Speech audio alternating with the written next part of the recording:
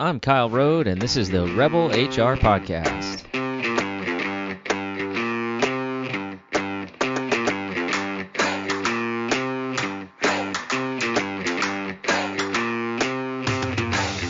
Welcome to the podcast. Rebel HR is a podcast for HR professionals who are ready to make some disruption in the world of work.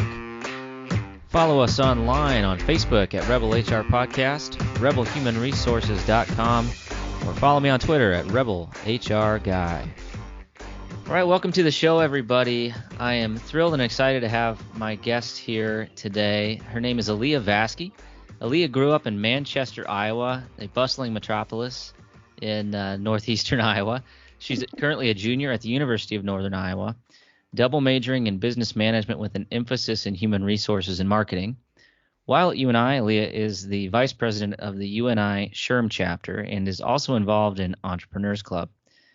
She has founded a startup named the Custom Bra Company, and she currently works for Jobs for America's Graduates as a marketing consultant.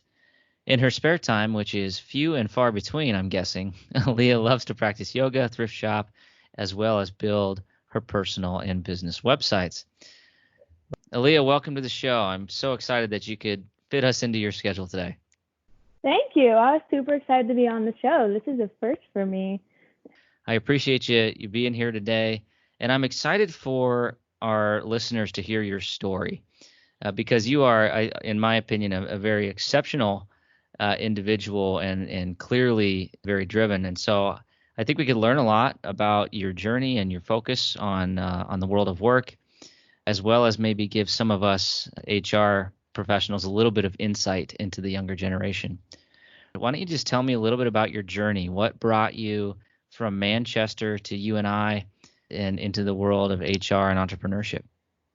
Yeah, so I would say that it all started in high school, which for me wasn't even that long ago. It was funny because I saw like one of the memories pop up on my Facebook a little while ago that said 4 years ago, and it was my picture in the paper after I had won Port Queen of my county, and it had my bio, and it said that I wanted to go to Iowa and be a dermatologist. And that has changed extensively since then.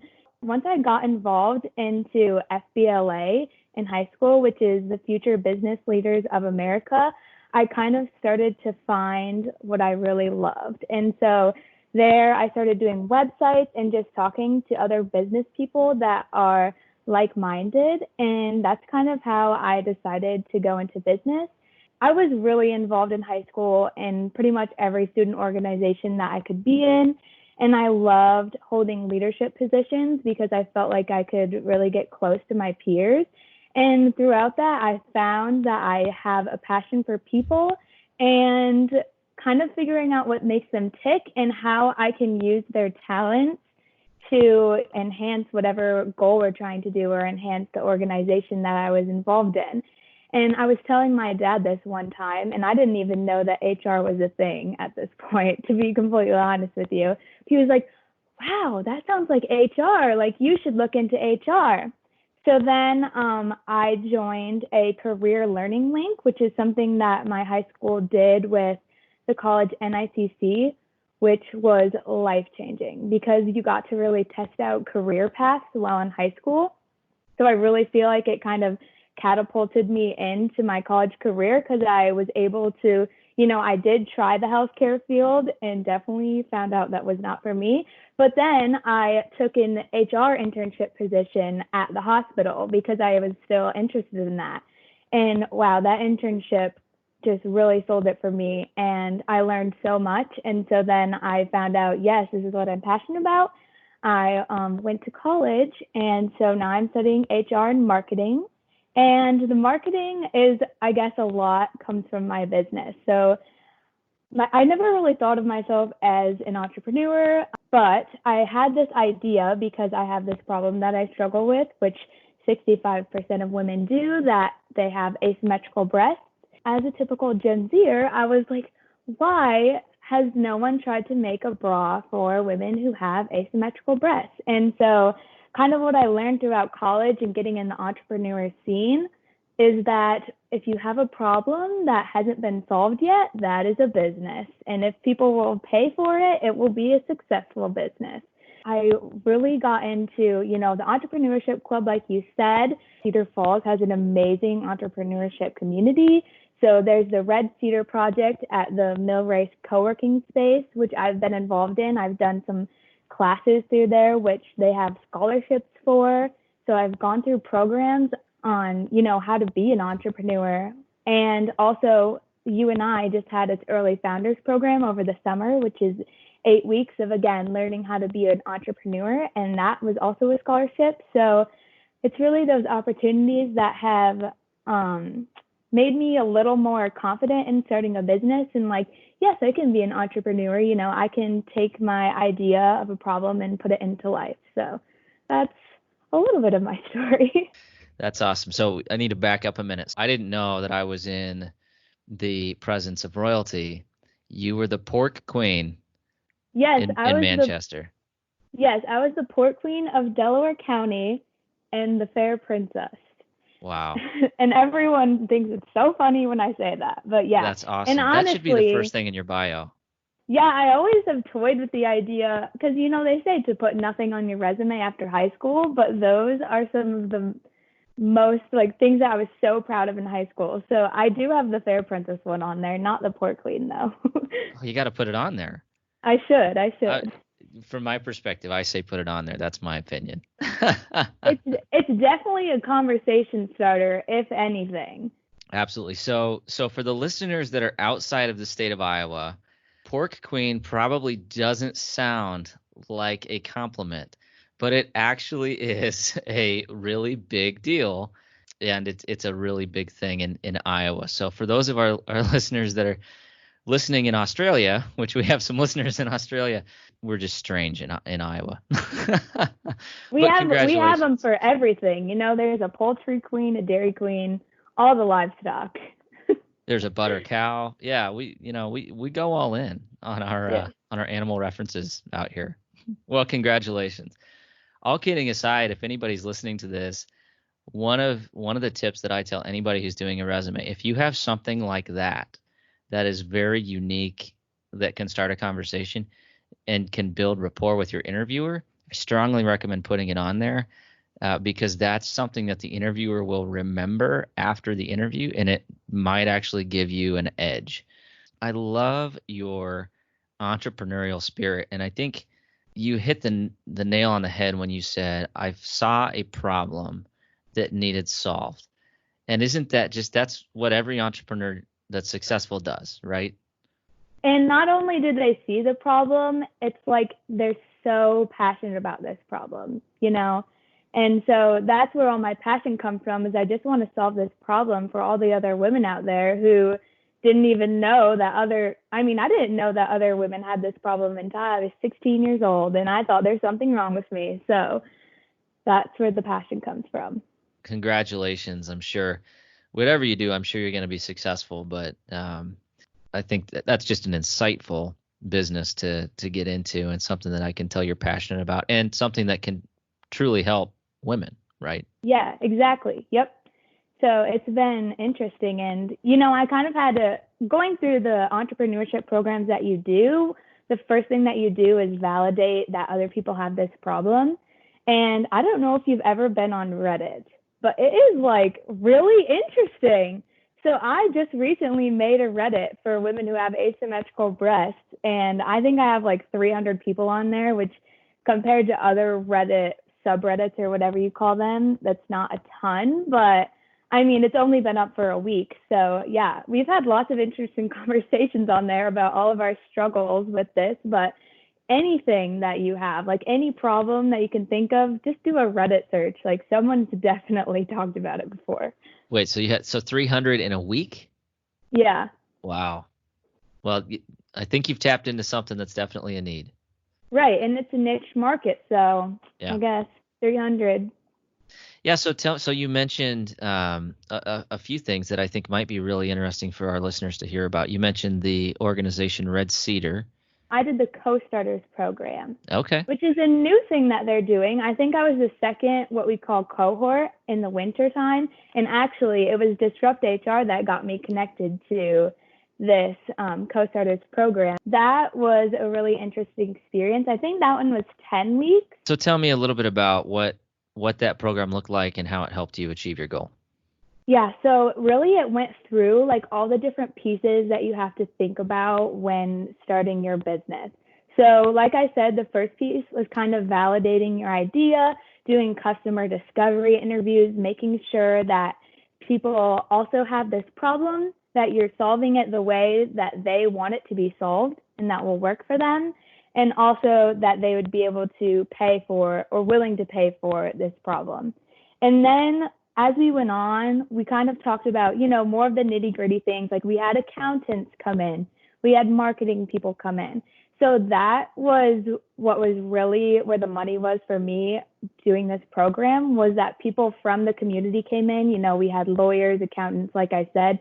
These professionals came and talked about all those different aspects, because when you're doing a startup, it's really you, and you have to worry about all of those pieces and be good at all those things. And I think for me, someone said this before. They were like, college is the perfect time to start a business. And I kind of thought that was crazy because we're all broke, but really it is, because I'm learning, all these different classes. I've been through accounting, it's fresh in my mind. So as I'm working on my business, I can really apply that to my classes. And I think that also really boosts my success in academically in school, because I'm a person who needs to apply my schoolwork to my life. And so that's really helped me to start a business while learning about business.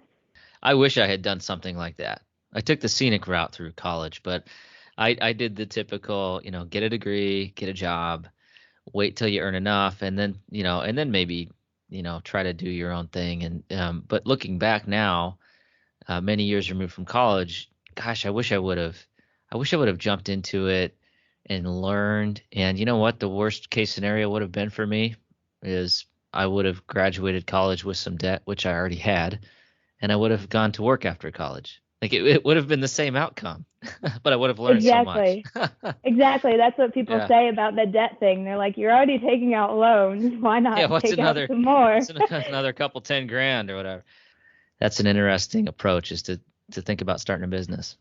So from your perspective as an entrepreneur who's on her way to success, still pursuing a college degree, where does the world of work fit for you? Do you see yourself going into a more traditional job after graduation? Do you see yourself, you got the entrepreneurial bug and you're going to just start businesses and build them and then move on and sell them and become, kind of a serial entrepreneur? Where do you see your path going? So what I would like is to start my business, get it off the ground, sell it, and then have an HR job. That's kind of my dream, because, there's two different kinds of entrepreneurs. There's the ones who really want to run the business for the rest of their life. And then there's the others who kind of, like you said, they're serial entrepreneurs, but I wouldn't necessarily consider myself that. It's just I'm so passionate about getting this problem solved. And I feel like once I do it, it will, be kind of like a check it off my bucket list, check it off the things that I want to do in my life, and then I can sell it. And another thing that I've always wanted to do, though, was hold an HR job or hold a marketing job. So I feel like I really want both. And whether I'll do that or not, time will tell, but that would be the ideal route for me. So it's not an either or for you. It's an opportunity to learn, do something you're passionate about, so that you can go do something else that you're passionate about as well. Exactly. And yeah, like you said, an opportunity to learn. And what I've learned through this whole thing is whether my business or anyone's business is successful or not, you learn so much just going through the process. And so I don't think I'll ever consider it a loss, even if it, doesn't take off. It's just something that I have to do. It's just one of those things, like this is a life goal and I have to do it before I can focus on something else. That's awesome. I love that story. So I can tell you are a obviously a very passionate person. I'm curious to understand a little bit more about your values, and I'm gonna do this in the context of generational diversity. So, obviously you hear a lot in the business world about millennials and Gen X, and you are technically, if I were to label you, which I don't necessarily like, you would be a Gen Z. It's fascinating to me to see all these articles about people who don't understand other generations, or they perceive other generations as worse than them or different than them, and that's a negative thing. And to me, every time I see this stuff, to me it just reminds me of the people who are like, "Oh, kids these days," and we've been saying it for millennia, right? Like every generation thinks that kids these days are doomed, right? But I do want to dive into that a little bit, because the one thing that I think is an important context is the context of the way that you grew up in your environment. Always had the internet. I didn't. Social media was always around for you when you were in, I'm assuming, probably elementary and middle school. In the context of your value set and your generation, what do you consider some of those values for the company that you work for or the school that you go to? What do you look for in an organization as it relates to the values that they represent? Yeah, so after just talking about, the entrepreneur community, I just have to add that all of my peers who go through these programs with me and things are constantly talking about things like sustainability, fair trade, better labor laws, all of those things, which I think is really important because, you do label me, but I feel like I do fit into a lot of the things that Gen Z stands for, especially with values. We want to change the world to be better. And I think that we're discovering some of these things that just can't go on. We're going to have to live in this world the next 50 years. And if the same practices do keep going on, it's going to be a disaster. So I think that's where a lot of my values come from, is just the reality of it, that if we do not change something, then it's just not going to work for us in the future. And I don't know if this is the mindset of older generations or just that they have been doing these things for so long and maybe don't notice, but some people my age think that, oh, well, the boomers don't care about the environment because they're not going to have to live in 50 years when it's going to be a disaster, which I don't really know if I agree with that mindset. I think it's just that that's all they've known. And once these practices came about, then they just kept doing them. But I would say that my peers and I are really, we love change and we want to make the change. And in order for change to happen, we have to push others to change as well. And so that's where a lot of the value structure comes from. And for me, I definitely think about those things as well. I have a partner whose name is Jennifer Moe. She just graduated from the textile and apparel industry at UNI, and she is brilliant with sustainability. Like, we are talking about dyeing my bras with coffee grounds, using sustainable fabrics, all of these things. What I am doing right now to make my prototypes is people have donated bras to me that either got chewed up by their dog, wires are popping out, but it's those that recycling, and also cheaper, if we're being honest. So it's those things that, I do think about those things and value those things. But I think what's really hard is to find a balance, because a lot of times, sustainable fabrics are more expensive and things like that. And I have had those conversations with a lot of my peers as well. But we believe that it is our moral right, or whatever you want to call it, to pay a little bit more for those, things that are going to make the world better later on. And we really want to have our customers adopt that mindset someday, that, oh, you might be paying a little more for this, but, it wasn't made by a child making $150 an hour. And so we think about that every time we buy things. And I don't know if my parents or whoever do, because my mom's always looking for, the cheapest thing.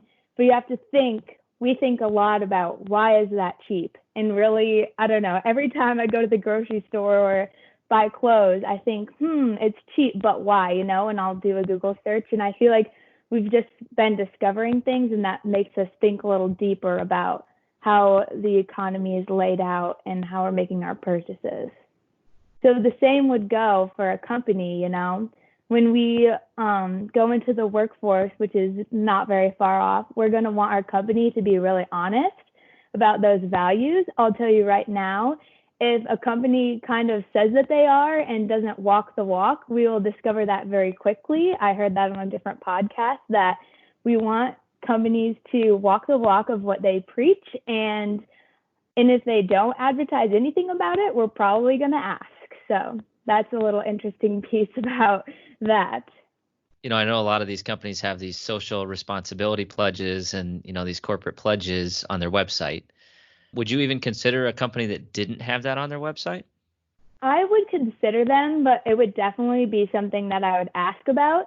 Like I said, we want to make change. So for me as an entrepreneur, I would love to go into that company and challenge them on that and try to change it with that, depending on what position I was, in, which I'm kind of doing that in JAG right now. Not to say that they didn't have any of those statements, but I've been using SHRM resources that say, here's the new LGBTQ rights. I don't know if you saw that, but I'm maybe we should update our training things and that, which from my experience, I've gotten a really good response from that. It's kind of like a win-win situation. Companies know that this is the change that needs to happen. And if I'm willing to do it, they're willing to be on board with that. But if I think that in the interview process or whatever, that would be a really important question for me to ask. If I wanted something to change and I volunteered myself to do it and put in the work, would you go with me on that? And I think that a lot of my peers would feel the same way. That's fascinating. Yeah, I'll never forget the first time somebody asked me about our corporation's social accountability. To be honest, I was kind of confused. I was like, I don't really know how to answer this question, because at the time it wasn't a focus for us, and this has been a few years back, but quickly we realized, wow, this is actually, the market is asking us to do this, and to put to part of our employment experience, we need to make sure that we address these issues. And that prompted me to get more involved in inclusion and equity work and that sort of thing. So I'm glad you brought up the LGBTQ updates, and what you're referring to is the Supreme Court including LGBTQ as a protected class, which is a great step forward and many, many years behind, in my opinion. I do want to read off some statistics that lay out that case, and then I'd like to get your reaction, Aleah. So if you look at a generational level and you take a look at survey data, so millennials, about 43% of us identify as non-white, versus Gen Z, about 49% identify as non-white, which is, the demographics are shifting in our country. I think we all are aware of that. The thing that is interesting is that if you look at both of those generations, we all believe that our companies should support something related to social responsibility. And in fact, 75% of millennials would actually take a pay cut to work for a socially responsible company. So if you don't do that for any other reason other than you can pay people less, business owners, there's a business case for you. And 64% of millennials won't even take a job if an employer doesn't have good corporate responsibility practices. The thing that struck me in the data for Gen Z really related to equality. So 72% of Gen Z in this survey believe that racial equality is the most important issue we face today. This survey was done before George Floyd and some of the recent social issues that have plagued our country. I would anticipate that number is probably higher. And 36% say equality is the most important cause they want their employer to support. So what's your reaction to those numbers? Do they ring true for you? I would say yes. Equality is very important to me, especially what you said with the racial equality. And I think a lot of that attributes to our education. And, I can't speak for what everyone else has gone through as far as education, but as well as I do, that we had the internet at our fingertips at all times. We were able to kind of challenge some of the things that we learned in elementary school. So now social media and things are putting those things out there, like, here is the systemic racism that has gone on in our country for how long. And so we're learning about those things. I took a class at UNI that talked all about, it was called American Racial and Ethnic Minorities. And I learned that pretty much all that I learned throughout high school kind of shadowed these things. And so I feel like that just drives us more to this inequality conversation, because I feel like people kind of had the mindset of, oh, people do this to themselves when it talks about race. But really what's happened is that the system has completely made our races unequal. And like I said, we want change. We want the world to be a better place. So I think we really do take the responsibility of reversing what has happened in history. And we also take the responsibility of learning what has happened in history very seriously. One of the really interesting things you said is the fact that you had the internet available and you didn't have to rely on somebody to give you the information. If you wanted to learn something, you could just type it into a search bar and then you have millions of results. Many people my age, we didn't have that until later in our lives. I think that's a really challenging thing for some of the leaders that I talk to that used to be relied on to provide instruction and information. And when they have somebody come in that necessarily doesn't agree with them or doesn't agree with the way that they want them to do something, there's a lot of natural conflict that bubbles up from that. It's a completely different way that we've grown up. When I did a research paper, I went online and I researched these things. And some people might argue with me on this, but I think that on the internet, you get a lot of different point of views. Whereas, when you're reading from a textbook, it was written by a handful of people that are probably, pushing among the same demographic. So that's one thing that I think is interesting, but I wouldn't say that it's necessarily like I have any bad feelings towards older generations or anything like that. I think I understand completely where they have those views, and I try to relate to that. And I personally think it's a lot of miseducation. And so whenever I talk to, my parents about these things, I always, education is first, pulling out statistics, pulling out things that I learned that have happened over the years that have been covered up.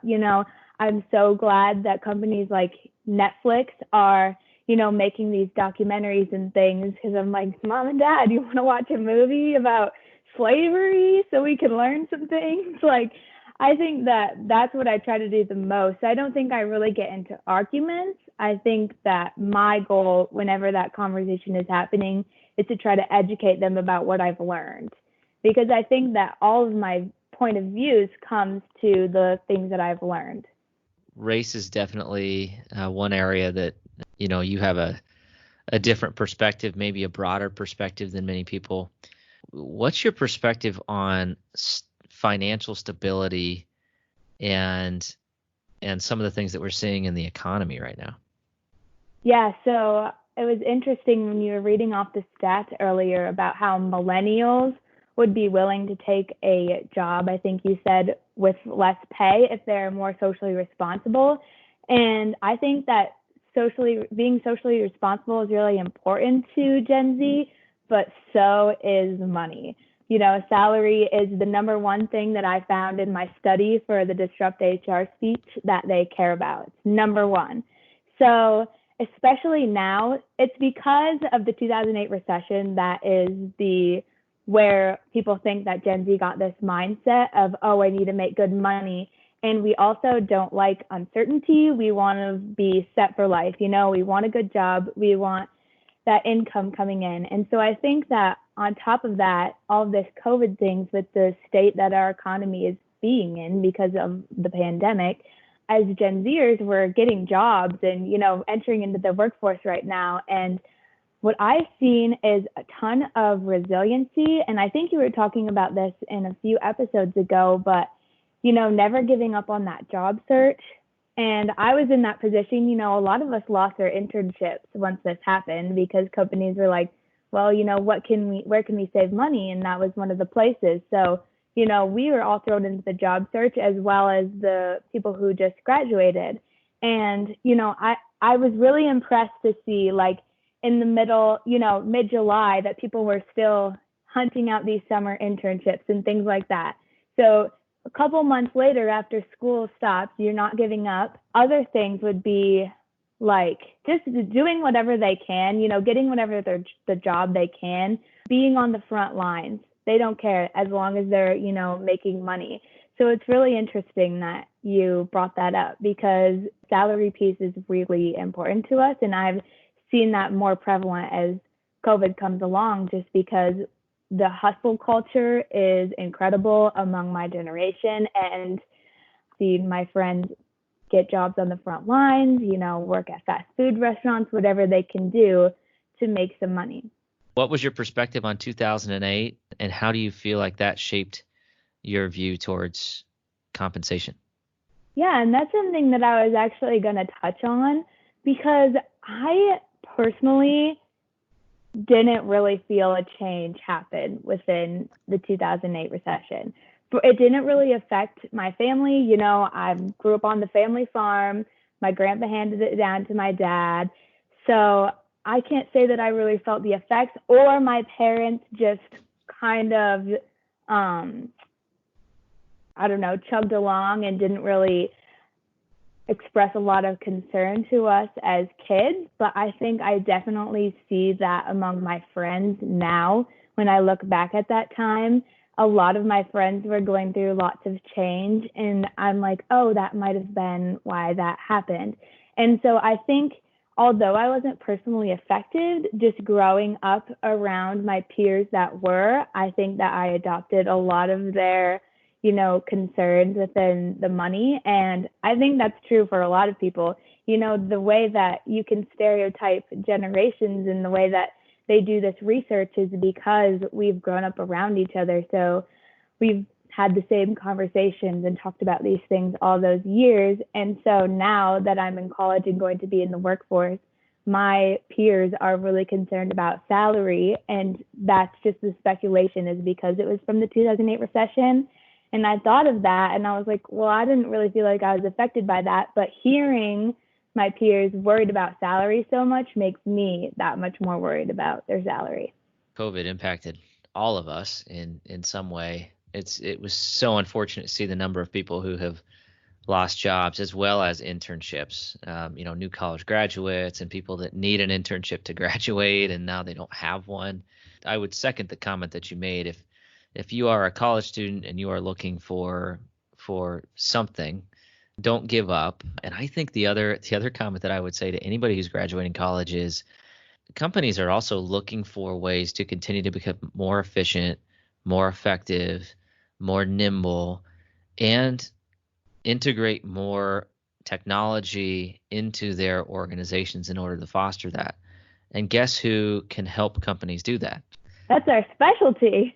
Exactly. As you think about those traits, and don't discount the skills that you could bring to the table, but you just need to find the right opportunity. And sometimes it's as much a timing issue as it is, a hustle issue. So don't give up. Encourage you to continue to build connections.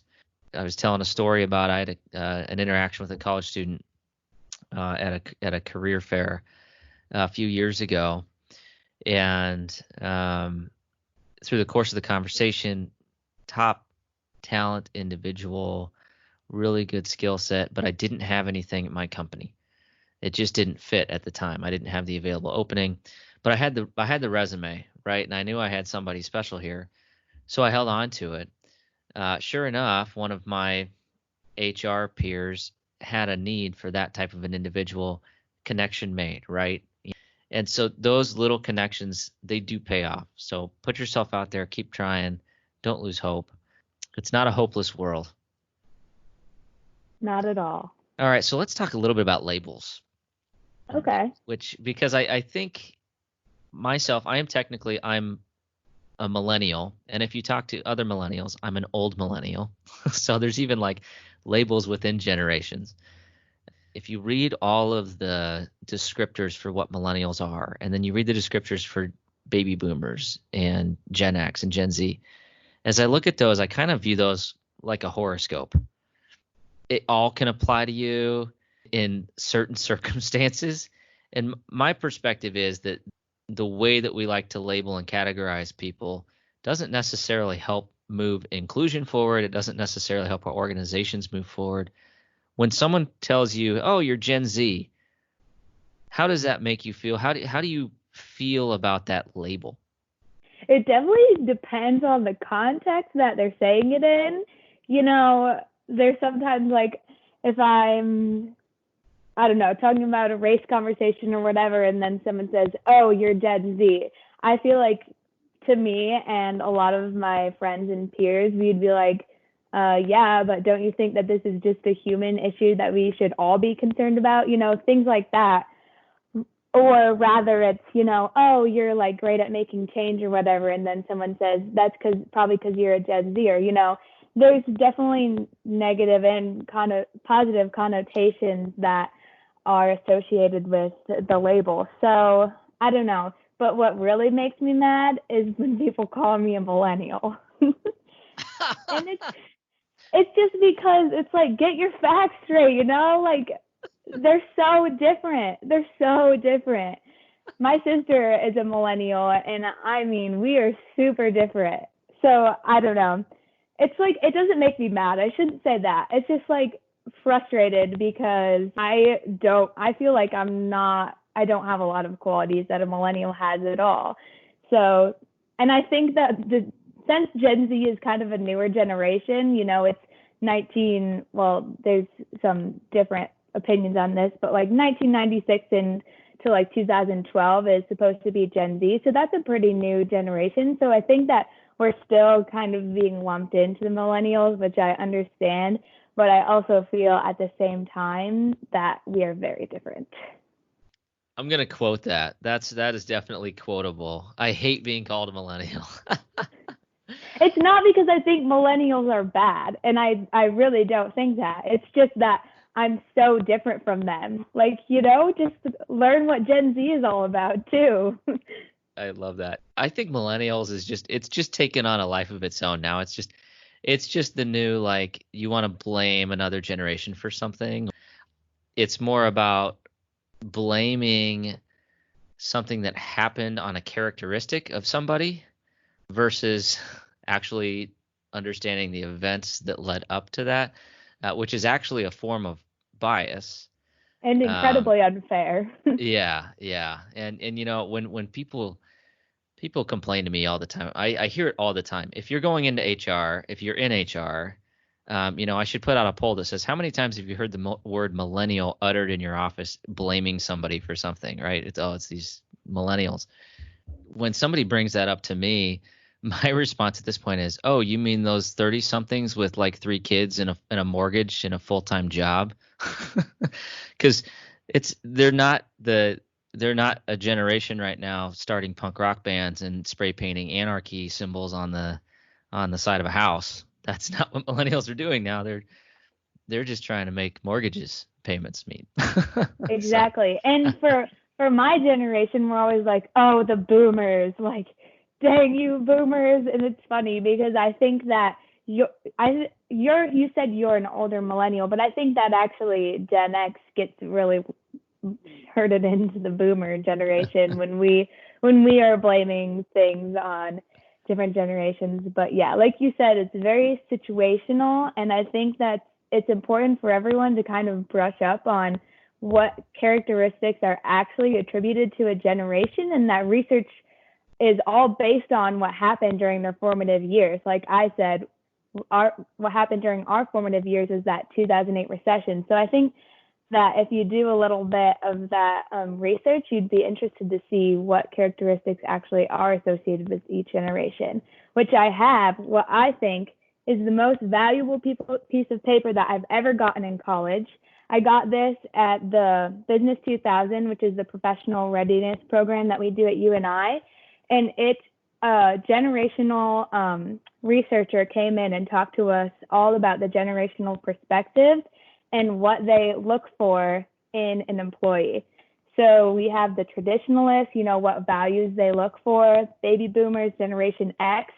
So that was so when we go into an interview, if we know the age of the HR person or interviewee that is going to be interviewing us, we can take whatever characteristics they really value and pull that out of ourselves and make those talking points. Was that an HR class or a marketing class? It was the professional readiness program that everyone has to go through. Program. Yep, all the business students have to go through that at UNI, but I loved that class. I don't know. I thought that was super valuable information. So they're teaching you how to be inauthentic with your interviewers.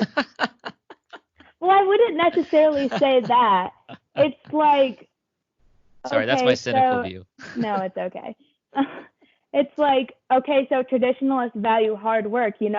What opportunity have I had in my life that I can talk about in the interview? So, if I had a traditionalist interviewing me, I would talk about how I grew up on a farm, all that hard work, which is true, So I don't know. It's really just about knowing the market, I guess, but none of it's lies. It's just picking out what's the best thing to talk about.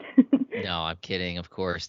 That's fascinating. I never had any sort of classes like that, but it makes perfect sense. I mean, it's the same theory behind body language. So I don't know if you've done any courses on interview techniques, but one of the interview techniques is if your interviewer is relaxed and sitting back in their chair with their feet up, sit back in your chair and relax. Don't sit there stiffly. If your interviewer is sitting there with their hands on their desk in an extremely rigid posture, then match their posture. And the idea is that you're making them more comfortable because of the halo effect, and that they are seeing that you're like them, so they like you more. It's interesting they're doing that in the context of generational differences. I could see how that's important. I mean, when I did my first generational differences training about 10 years ago, it was on millennials.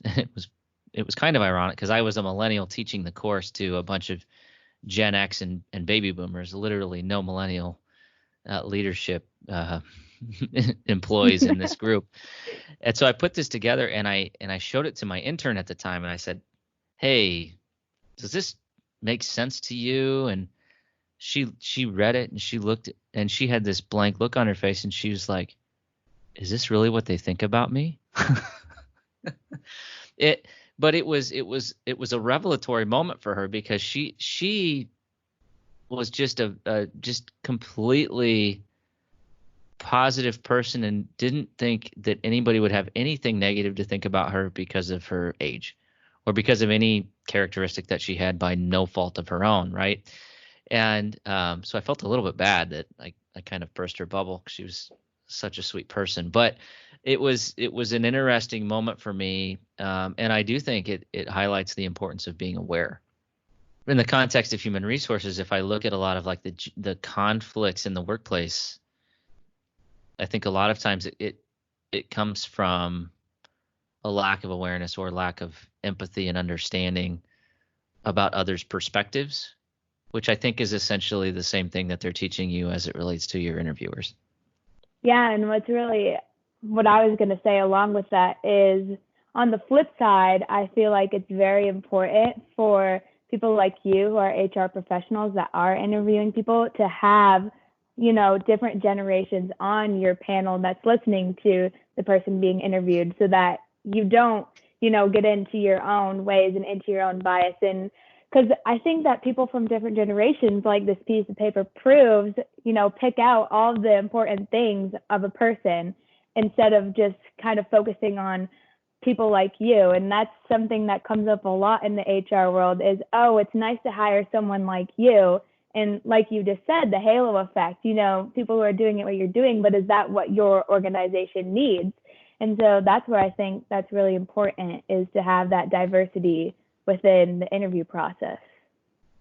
Absolutely. I agree 100%. I think there's such a risk when a company tries to hire somebody for a culture fit, or you hear things from an interviewer like, I just don't think, I don't think they'll fit in here. Or, yeah, I just don't know how the team's going to interact with this person. A lot of times that's unconscious speak for they're not like me and I don't know how this will work. But that person might be a culture builder, right? They might be a Exactly. disruptor, and that might be the X factor that gets you this many more sales or this much better process or helps transform your organization into one that can be successful post COVID, right? So, yeah, I agree 100%. I think that's a critical point. I've had that within jobs that I've applied for. I had one job say that I was turned down because I have too much of an entrepreneur mindset, and they didn't think that that would fit within their organization, which may be true. They didn't think that it would be good for me, and vice versa. They didn't think that the culture would fit. But then it's like, okay, well, if you're not hiring people with an entrepreneur mindset, is change going to happen? Because I feel like I said earlier, I feel like when I go into a company and I have this entrepreneur mindset, it's really identifying the problems within the company and then wanting to solve them, just like I do with my own business. So I don't know. I just think all of that stuff is super interesting. You'll see that as you get into your HR career. And one thing that you're going to find is that HR people are just like everybody else. We all have our implicit biases. Some of us are afraid of change. Some of us are stuck in doing things the way that we did many, many years ago. Mm-hmm. And I think the other thing, one of my biggest frustrations with HR is that there's always too much bureaucracy for my taste. I just hate bureaucracy. Processes for the sake of processes. While those are critical and important for a number of reasons in certain aspects of HR, as we're talking about culture and engagement and recruiting and teamwork and collaboration and all these things that are truly business altering, there's no black and white formula that can help you get there. There's no process that's going to help you get there. It's all about that. It's all about the team dynamics, and it's about, in my opinion, it's about having an inclusive enough culture so that you can truly collaborate to make the best decision possible for your business. McKinsey research says gender diverse companies are 15% more likely to outperform their peers. Ethnically diverse companies are 35% more likely to do the same. Catalyst research shows that companies with more women on their board statistically outperform their peers over a long period of time. And Deloitte Australia research shows that inclusive teams outperform their peers by 80% in team-based assessments. Yep. So the numbers back the theory, right? Yes. And at the end of the day, it's just the right thing to do. Totally. Right? I mean, it's just, that's what I love about, that's one of the things I love about HR is we are, our job is to make the company better. Mm-hmm. And if we do it the right way, we can make the company more inclusive. We can make the company more fun. We can make people happier. We can make people more engaged. We can do more with less. That's the fun part for me. It reminds me of what you guys are talking about on your diversity podcast, with companies always trying to just check a box. Yeah. And it's so important to, don't just check the boxes. Don't just go through the processes, go through the motions, really think and, think beyond the check boxes. That's all. Think beyond the check boxes. I Yes. love that. I love that. Outside the box, beyond the check boxes. You got all these great quotes. I'm gonna start like a inspirational quote, a Vaske quote. I told you I haven't put any gotcha questions out there, but I do have to ask this one, and this one is, Barbara Walters would be proud of this question. So, why don't you like dogs or Taylor Swift? You saw my Twitter. That is so cheating. Okay, so dogs. Well, it's not that I don't I guess I shouldn't say I don't like them. It's just that I grew up on a farm and we've always just had farm dogs and they always just kind of did their thing. I'm also a clean freak. So dog hair, dog slobber, dog anything, no, no, no. I've been completely raised, no pets in the house, you know. So I feel like that's kind of where my dislike from dogs come. They're dirty and they smell, and I'm a clean freak. Taylor Swift, I I mean, I think she's a cool person. I just don't necessarily like her music. That's all it is. It's really just my music taste. And I kind of liked her better when she was a country singer, and maybe it's a little bit of a disappointment for me that she kind of transferred over because I really enjoyed her music then. But, you know, if that's what she really wants to do, then of course. But it's just kind of funny because people always think, you know, oh, you're so basic. You like Starbucks and all these things. And then they hear that I don't like Taylor Swift or dogs. And I guess you left the part out of my Twitter bio that says everything about me is basic, but then it says that. So a little more context. I love it. I was going to ask, actually, legitimate question. So I'm a big fan of country music. Are you a country fan? Yes, I am. Okay, yeah. So I'm kind of in the same camp where like her country stuff was kind of cool, and I was a big fan. But I'm not a big pop guy. I'm not necessarily anti-pop either. I just liked her better. I don't know. I don't know why. I just thought that was better, and then she changed so much, and I was like, why? But yeah. Yeah, and we don't have time to go into what basic means, right? Like, I don't even really understand the term. I guess that's kind of a young Gen Z term. Yeah. Yeah. It's really just all about stereotypes of girls and yeah. Okay. Hey, there's the next show. What in the hell does basic mean? Yep. I don't think you're basic at all. I think you're exceptional and really have done some great things.